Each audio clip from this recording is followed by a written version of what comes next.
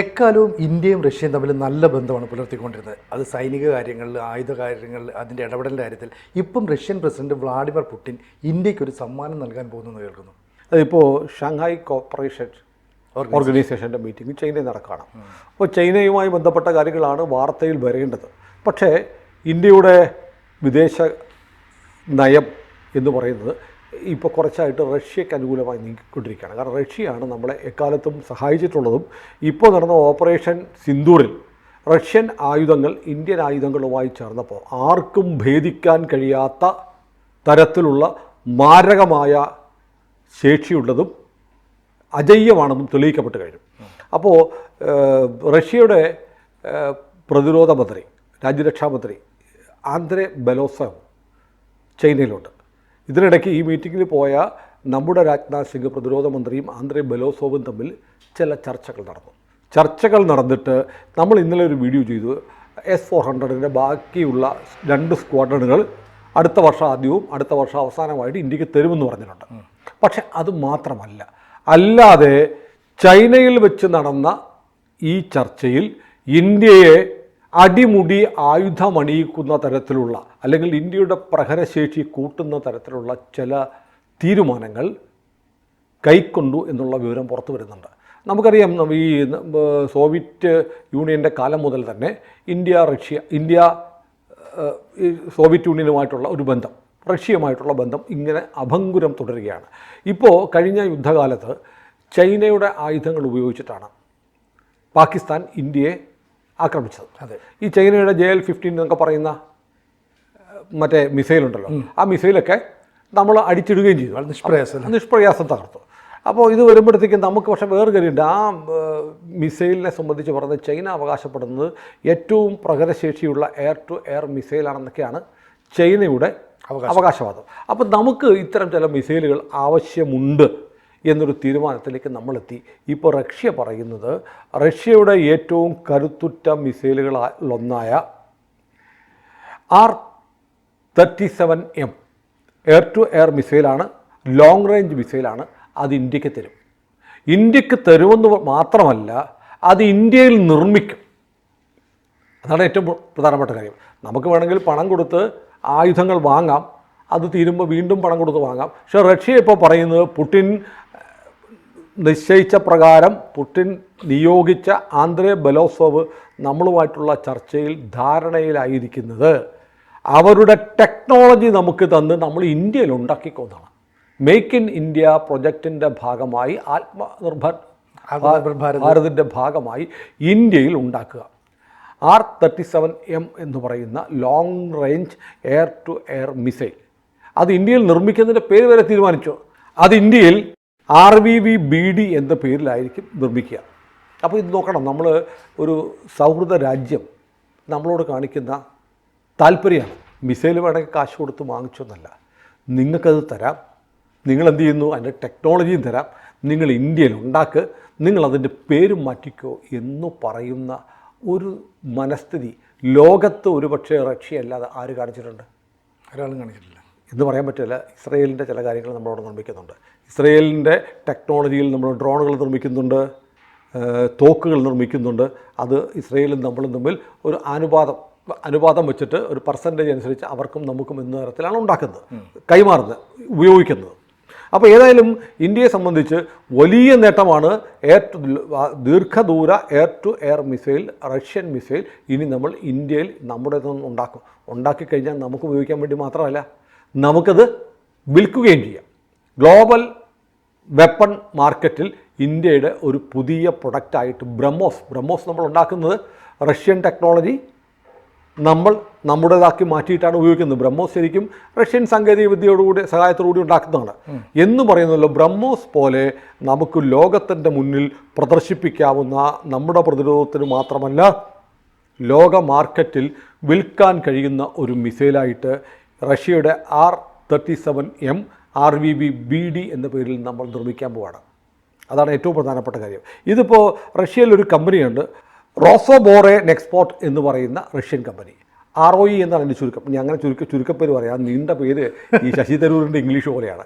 അതുകൊണ്ട് ROE എന്ന് പറയുന്ന ഈ കമ്പനിയുടെ ഏറ്റവും ആധുനിക ഗൈഡഡ് മിസൈലാണ് നമുക്ക് തരുന്നത്. ആ മിസൈലുകൾ സംബന്ധിച്ച് അതിന് ജോയിൻറ്റ് പ്രൊഡക്ഷൻ ഉണ്ടാവുന്നു. അത് മാർച്ചിൽ തന്നെ പുടിൻ്റെ നിർദ്ദേശപ്രകാരം ഒരു സന്നദ്ധത അറിയിച്ചിരുന്നു. ഇപ്പോൾ ചൈനയിൽ നടക്കുന്ന ഈ ഷാങ്ഹായ് കോർപ്പറേഷൻ ഓർഗനൈസേഷൻ മീറ്റിങ്ങിനിടയിൽ ഇന്ത്യയും റഷ്യയും തമ്മിൽ ധാരണയായിരിക്കുന്നു. അതാണ് ഏറ്റവും സുപ്രധാനമായ നേട്ടം. ഇനി തീർന്നില്ല. അതായത് ഇത് വരുമ്പോഴത്തേക്ക് നമ്മളിത് ടെക്നോളജി തരും നമുക്ക് റഷ്യ, അതിൻ്റെ ടെക്നോളജി ട്രാൻസ്ഫർ ചെയ്യും, നമ്മൾ സഹകരിച്ച് അതിൻ്റെ വികസനം നടപ്പാക്കും. അതുകൂടാതെ നമ്മൾ ലക്ഷ്യമിടുന്നത് അടുത്ത 2030 ആകുമ്പോഴേക്കും ഗ്ലോബൽ ആയുധ വിപണിയുടെ 40% റഷ്യ ഇന്ത്യ സഹകരണത്തോടെ നിർമ്മിക്കുന്ന ഇത്തരം ആയുധങ്ങളിലൂടെ കവർന്നെടുക്കണം നമുക്ക് എന്നാണ് നമ്മൾ ആഗ്രഹിക്കുന്നത്. അതായത് ഗ്ലോബൽ വെപ്പൺ മാർക്കറ്റിൻ്റെ 40% നമുക്ക് ഇനി ഇന്ത്യ റഷ്യ സംയുക്ത ആയുധങ്ങളുടെ കൈവശമായിരിക്കണം എന്ന തരത്തിലുള്ള ഒരു സ്ട്രാറ്റജി റഷ്യയും ഇന്ത്യയും തമ്മിൽ എത്തിയിരിക്കുന്നു. അത് വളരെ പ്രധാനപ്പെട്ടതാണ്. നമ്മൾ നോക്കുമ്പോൾ ഈ ലോകത്തിലെ ആയുധ വിപണിയിൽ 1ാം സ്ഥാനക്കാരനാരാണ്? അമേരിക്കയാണ്. അമേരിക്ക ആണ് മഹാഭൂരിപക്ഷവും ആയുധങ്ങൾ നിർമ്മിക്കുന്നതും മിക്കവാറും രാജ്യങ്ങൾക്കെല്ലാം കൊടുക്കുന്നതും ഏറ്റവും ആധുനികമായ ആയുധങ്ങൾ അവരുടെയാണെന്ന് പറയുന്നു. എന്താ അവർ അവകാശപ്പെടുന്നു. അതെ. പക്ഷേ അതിൻ്റെ ഒരു 40% ഇന്ത്യയും റഷ്യയും ചേർന്ന് 2030 എന്ന് പറയുമ്പോൾ നമ്മളൊരു 10 വർഷം കൊണ്ട് മാറണമെന്നല്ല, 5 വർഷം കൊണ്ട് ലോക ആയുധ വിപണിയിലെ 40% നമ്മൾ നേടിയെടുക്കണം എന്ന് തീരുമാനിക്കുന്നു എന്ന് പറയുമ്പോൾ നമ്മൾ കളിക്കുന്ന കളി കൊച്ചു കളിയൊന്നുമല്ല. നമ്മൾ ലോകത്തിലെ ഇത് അമേരിക്ക ഉൾപ്പെടെയുള്ള രാജ്യങ്ങളിൽ എങ്ങനെ കാണുമെന്ന് അറിയണം. ചൈന ഒരു വലിയ പ്ലെയർ ആയിരുന്നു ഈ ആയുധ വിപണിയിൽ. പക്ഷേ ചൈനയ്ക്ക് ഓപ്പറേഷൻ സിന്ദൂർ കഴിഞ്ഞപ്പോൾ വലിയ വിശ്വാസ്യതയുടെ തകർച്ചയുണ്ടായി. വിശ്വാസ തകർച്ച വല്ലാതെ ഉണ്ടായി. അവരുടെ വ്യോമ പ്രതിരോധ സംവിധാനങ്ങൾ, അവരുടെ വിമാനങ്ങൾ, അവരുടെ മിസൈലുകളെല്ലാം നിഷ്ഫലമായി നമ്മൾ തകർത്തു. അതുകൊണ്ട് വലിയൊരു സെറ്റ് ബാക്ക് ഉണ്ടായിട്ടുണ്ട്. ഓപ്പറേഷൻ സിന്ദൂർ കഴിഞ്ഞപ്പോൾ S-400 ഉൾപ്പെടെയുള്ള റഷ്യൻ ആയുധങ്ങളുടെ ഡിമാൻഡ് ഉയർന്നു. ഇന്ത്യൻ ആയുധങ്ങൾക്ക് വലിയ ഡിമാൻഡാണ്. അപ്പോൾ ഇതൊരു അവസരം കണക്കാക്കി 2030 ലോക ആയുധ വിപണിയിലെ ഏറ്റവും വലിയ പ്ലെയറായി മാറാൻ ഇന്ത്യയെ റഷ്യ സഹായിക്കാൻ പോകുന്നു എന്നുള്ളതാണ് ഏറ്റവും പ്രധാനപ്പെട്ട കാര്യം. ഇത് മാത്രമല്ല, നമ്മുടെ കയ്യിൽ സുഖോയ് വിമാനങ്ങളുണ്ടല്ലോ, റഷ്യയുടെ സുഖോയ് 30 MK. ഇതാണ് നമ്മുടെ കഴിഞ്ഞ യുദ്ധത്തിൽ നമ്മളെ ഏറ്റവും വലിയ പങ്ക് വഹിച്ച വിമാനം. റഫേൽ മാത്രമല്ല, റഫേലിനേക്കാളും മുൻനിരയിൽ, റഫേലിനേക്കാളും അഡ്വാൻസ്ഡ് ആയ വിമാനമാണ് സുഖോയ് 30 MK. സുഖോയ് 30 MKയുടെ ഫ്ലീറ്റുകൾ, നമ്മുടെ പക്കലുള്ള വിമാനങ്ങൾ പുതുതാക്കാൻ, നവീകരിക്കാനുള്ള സാങ്കേതിക വിദ്യ കൂടി റഷ്യ വാഗ്ദാനം ചെയ്തിരിക്കുന്നു. അത് ഏറ്റവും പ്രധാനപ്പെട്ടൊരു കാര്യമാണ്. കാരണം നമ്മുടെ പക്കൽ 5th ജനറേഷൻ വിമാനങ്ങളില്ല. ഇപ്പോൾ 4 and 4.5 വരെയൊക്കെ വരുന്ന റഫേൽ 4.5 ആണെന്ന് തോന്നുന്നു. ആ റേഞ്ചിലുള്ള വിമാനങ്ങളെ നമ്മുടെ കയ്യിലുള്ളൂ. അതുകൊണ്ട് നമുക്ക് ഇന്ത്യയിൽ ഇപ്പോൾ HAL നിർമ്മിക്കാൻ പോകുന്ന വിമാനങ്ങൾ 5th ജനറേഷനൊക്കെ ഉണ്ടായി വരുമ്പോഴത്തേക്കും 2030 40 ഒക്കെ ആകുമെന്ന് പറയുന്നു. പക്ഷേ അതുകൊണ്ട് നമുക്ക് പിടിച്ചിരിക്കാൻ പറ്റില്ല. നമുക്കിപ്പോൾ ലോകത്ത് പാകിസ്ഥാൻ ഉൾപ്പെടെയുള്ള രാജ്യങ്ങൾ ചൈനയുടെ കൂടെ സഹായത്തോടെ 5ാം തലമുറ വിമാനങ്ങൾ വാങ്ങുന്നു. ഇപ്പോൾ ചൈന 6ാം തലമുറയിലേക്ക് പോകുന്നു. ആ ഘട്ടത്തിൽ നമുക്ക് നമ്മുടെ പക്കലുള്ള 3rd or 4th ജനറേഷൻ വിമാനങ്ങളുമായി നമുക്ക് കമ്പയർ ചെയ്യാൻ പറ്റത്തില്ല. അതുകൊണ്ട് ഇമ്മീഡിയറ്റ്ലി 5th ജനറേഷൻ വിമാനങ്ങൾ വാങ്ങുക എന്ന് പറയുന്നത് അത്ര എളുപ്പവുമല്ല. നിലവിൽ F-35 മേടിക്കുക എന്ന് പറയുന്നു. സുഖോയ് 57 നമ്മൾ വാങ്ങാൻ പോകുന്നുണ്ട്. പക്ഷേ നമ്മുടെ സുഖോയ് M-30 കുറേ വിമാനങ്ങൾ നമ്മുടെ കയ്യിലുണ്ട്. അതിനെ എങ്ങനെ കൂടുതൽ ഷാർപ്പൺ ചെയ്യാം, കൂടുതൽ ആധുനികവൽക്കരിക്കാം എന്നുള്ള ആലോചന കുറേ കാലമായി നമ്മൾ നടക്കുന്നുണ്ട്. അതിലും റഷ്യ സമ്മതിച്ചിരിക്കുന്നു. ROE-യുമായി ചേർന്നിട്ടുള്ള ഒരു ധാരണയനുസരിച്ച് നമ്മളുടെ മൾട്ടി റോൾ ഫൈറ്ററായ സുഖോയ് M-30 അതിൽ ഏറ്റവും ന്യൂ ജനറേഷൻ ആയിട്ടുള്ള എയർ ടു എയർ വെപ്പൺസ് സ്ഥാപിക്കാൻ വേണ്ടിയിട്ട് ഉള്ള മാറ്റങ്ങൾ നടത്തി തരാമെന്ന് റഷ്യ സമ്മതിച്ചിരിക്കുന്നു. അതോടുകൂടി അതിൻ്റെ ഓൺബോർഡ് ഏവിയോണിക്സിൽ മാറ്റം വരും, റഡാർ മാറ്റം വരും, പോരാട്ടശേഷി വർദ്ധിപ്പിക്കും, കോക്പിറ്റ് ഇൻ്റർഫേസസിൽ മാറ്റം വരുത്തും. ഇതിനെല്ലാം നേരത്തെ പറഞ്ഞ ആ വലിയ കമ്പനി ഉണ്ടല്ലോ, റോസോബോറെ നെക്സ്ഫോർട്ട് എന്ന് പറഞ്ഞ ROE എന്ന് പറഞ്ഞ കമ്പനി നമ്മളെ സഹായിക്കും. അപ്പോൾ മിസൈൽ മാത്രമല്ല, R-37M മിസൈലിന് പുറമെ നമ്മുടെ പക്കലുള്ള സുഖോയ് വിമാനങ്ങളുടെ ഫ്ലീറ്റിനെ അടിമുടി പുതിയ ടെക്നോളജിയുള്ള സംവിധാനങ്ങളിലൂടെ ഷാർപ്പൺ ചെയ്യാൻ പോകുന്നു. അപ്പോൾ അത് മാത്രമല്ല, ഇതിനകത്ത് ഈ BrahMos supersonic missile, Astra air to എയർ മിസൈലൊക്കെ നമ്മുടെ പക്കലുണ്ട്. ഇതെല്ലാം നമ്മൾ സുഖോയ് M30 ഉപയോഗിക്കാൻ പറ്റുന്നവയൊക്കെയാണ്. അതിന് പറ്റുന്ന തരത്തിലുള്ള അതിൻ്റെ കേപ്പബിലിറ്റി കൂട്ടുക എന്ന് പറഞ്ഞാൽ നമുക്ക് ശരിക്കും പുതിയ വിമാനങ്ങൾ, 5ാം തലമുറയുള്ള വിമാനങ്ങൾക്ക് സമാനമായ ചില സംഗതികൾ നമ്മുടെ വിമാനങ്ങളിൽ ഫിറ്റ് ചെയ്തു തരാമെന്ന് റഷ്യ പറയുന്നു. IRST എന്ന് പറയും, ഇൻഫ്രാറെഡ് സെർച്ച് ആൻഡ് ട്രാക്ക്, അതാണ് IRST. ഈ IRST സംവിധാനങ്ങൾ നമുക്ക് നമ്മുടെ ഈ സുഖോയ് വിമാനങ്ങളിൽ ഇപ്പോൾ ഈ ROE നമുക്ക് ഫിറ്റ് ചെയ്താൽ പോവുകയാണ്. അതായത് air to air, air to ground ടാർഗറ്റുകളിലേക്ക് കൂടുതൽ കണിശമായ കൃത്യതയോടെയുള്ള ശേഷി കൂട്ടിയ ആക്രമണങ്ങൾ നടത്താൻ IRST സംവിധാനം വരുന്നതുകൂടി പുതിയ സാധിക്കും.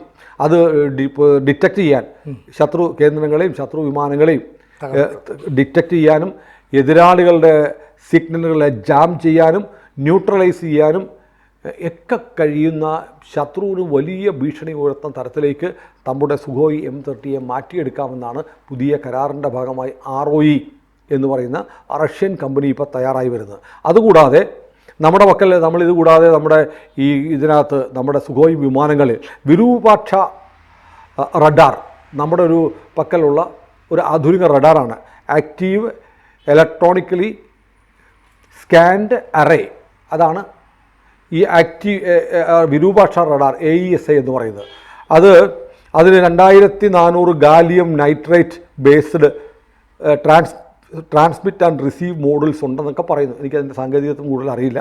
അത് നമ്മളൊരു ഡിഫൻസ് സൈറ്റിൽ കണ്ട കാര്യങ്ങൾ, അറിയിപ്പ്, അതിൻ്റെ പ്രസ് നോട്ട് പോലെ വന്ന കാര്യം പ്രേക്ഷകരിലേക്ക് പകരുന്നേ ഉള്ളൂ. അതായത് ഈ വിരൂപാക്ഷ റഡാർ എന്നാണ് നമ്മളതിന് പേരിട്ടിരിക്കുന്നത്. അത് നമ്മുടെ ഈ വിമാനങ്ങളിൽ സ്ഥാപിച്ചു കഴിഞ്ഞാൽ 600 കിലോമീറ്റർ റേഞ്ചിലുള്ള കേന്ദ്രങ്ങൾ, ശത്രു വിമാനമാവട്ടെ മിസൈലാവട്ടെ, ഇത് 600 കിലോമീറ്റർ വരെ ഇതിന് റേഞ്ചുണ്ട് ഈ റഡാറിന്.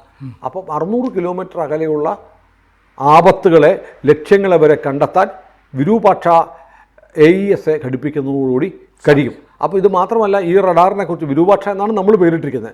ഇത് കൊണ്ടുവന്ന് പ്ലഗ് ആൻഡ് പ്ലേ ആണ്. ഇത് കൊണ്ടുവന്നിട്ട് അതിന് വിമാനം അഴിക്കൊന്നും വേണ്ട, ഇത് നേരെ പ്ലഗ് ചെയ്താൽ ഇത് വർക്ക് ചെയ്യും. പ്ലഗ് ആൻഡ് പ്ലേ എന്ന് പറഞ്ഞാൽ ഒരു സാധനം കൊണ്ടുവന്ന് പ്ലഗ് കുത്തി സ്വിച്ചിട്ടാൽ മതി എന്ന തരത്തിലുള്ള ഒരു റഡാറാണ് വിരൂപാക്ഷ എന്ന് പേരിട്ടിരിക്കുന്ന റഡാർ. ഇതുകൂടി നമ്മുടെ സുഖോയ് വിമാനങ്ങളിൽ വരികയാണ്. അപ്പോൾ നമ്മുടെ പക്കലുള്ള സുഖോയ് വിമാനങ്ങളെ ഏറ്റവും ആധുനികമായ തലത്തിൽ നമ്മൾ മാറ്റാൻ പോകുന്നു. അതിന് റഷ്യ നിർലോഭം കൈയയച്ച് സഹായിക്കുന്നു. അതോടൊപ്പം തന്നെ റഷ്യയുടെ പക്കലുള്ള ഏറ്റവും കരുത്തുറ്റ ഒരു എയർ ടു എയർ മിസൈലും നമുക്ക് തരുന്നു. പിന്നെ ഈ പറഞ്ഞതുപോലെ, നമ്മൾ ഇന്നലെ പറഞ്ഞതുപോലെ S-400-ൻ്റെ 2 സ്ക്വാഡ്രണുകൾ വരുന്നു. S-500-ൻ്റെ കാര്യത്തിലും ഈ പറയുന്നതുപോലെ ടെക്നോളജി കൈമാറി ഇന്ത്യയിൽ നിർമ്മിക്കാം എന്ന തരത്തിലുള്ള ചില ചർച്ചകൾ നടക്കുന്നുണ്ട്. ഏതായാലും ഇന്ത്യ റഷ്യ ബന്ധം ഓപ്പറേഷൻ സിന്ദൂറിന് ശേഷം അതിശക്തമായി മാറുന്നു എന്നാണ് നമുക്ക് ലഭിക്കുന്ന വിവരങ്ങൾ. ഏതായാലും ഇന്ത്യക്കൊരു ആവശ്യം വന്നാൽ പണ്ടും റഷ്യ നമ്മുടെ കൂടെ ഉണ്ടായിരുന്നു. ഓർക്കുന്നില്ലേ, 1971 യുദ്ധകാലത്ത് അമേരിക്കയുടെ 7ാം കപ്പൽപ്പട ഇങ്ങോട്ട് വന്നപ്പോൾ 11th ഫ്ലീറ്റിനെ ഇങ്ങോട്ട് പറഞ്ഞയച്ചത് സോവിയറ്റ് യൂണിയനാണ്. സോവിയറ്റ് യൂണിയൻ തകർന്നു പോയെങ്കിലും അതേ സൗഹൃദം ഇന്ത്യയുമായി റഷ്യ തുടരുന്നുണ്ട് എന്നതിൻ്റെ ഏറ്റവും വലിയ ദൃഷ്ടാന്തമാണ് ചൈനയിൽ നടക്കുന്ന ഷാങ്ഹായ് കോർപ്പറേഷൻ ഓർഗനൈസേഷൻ്റെ മീറ്റിങ്ങിൽ. ഇത് അജണ്ടയൊന്നുമല്ല, എന്നാൽ പോലും അതിനിടയ്ക്ക് നമ്മൾ അതിന് വന്നല്ലേ അളിയാ നമുക്ക് മാറിയിരുന്ന് ഈ കാര്യം കൂടെ തീരുമാനിക്കാം എന്ന് സംസാരിച്ച് നമ്മൾ ധാരണയായി മാറിയിരിക്കുന്നത്. അപ്പോൾ കിട്ടിയ അവസരത്തിൽ നമ്മുടെ 2 രാജ്യങ്ങളും തമ്മിലുള്ള സൗഹൃദം ഊട്ടി ഉറപ്പിക്കാനും പരസ്പരം സഹായിക്കാനുള്ള മനസ്സ് തുറന്നു കാട്ടുകയും ചെയ്യുകയാണ് റഷ്യയും ഇന്ത്യയും. കൂടുതൽ വാർത്തകളും വിശേഷങ്ങളും നിങ്ങളിലേക്ക് എത്താൻ ABC മലയാളം സബ്സ്ക്രൈബ് ചെയ്യുക, ബെൽ ബട്ടണും അമർത്തുക.